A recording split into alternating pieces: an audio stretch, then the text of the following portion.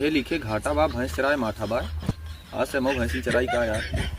अच्छा ये बताओ तुम दोनों होमवर्क करके आए हो कि नहीं आए हो? सर जी वही विषय वाली कॉपी भुला गए, लेकिन किताब रफ लेके आवा है। किताब रफ लेकर आए हो, वो वाली कॉपी घर भूल गए। अच्छा बेटा तुम खड़े हो जाओ। Yes sir. ये बताओ भारत की खोज किसने की थी? Ramdeen Gama. Sir ji Ramdeen Gama. Ramdeen Gama? Yes.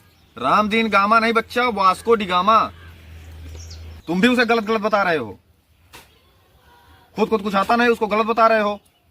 Sir जी गलती हो गए। तुम बैठ जाओ, तुम खड़े हो जाओ। बोला सर जी। अब ये बताओ कि नमक का सूत्र क्या है? सर जी हाँ बताओ। खाए वाला नमक की पदना हुआ नमक। अच्छा एक काम करो, तुम बैठ ही जाओ, तुम बैठ ही जाओ। तुमसे कुछ पूछो हमें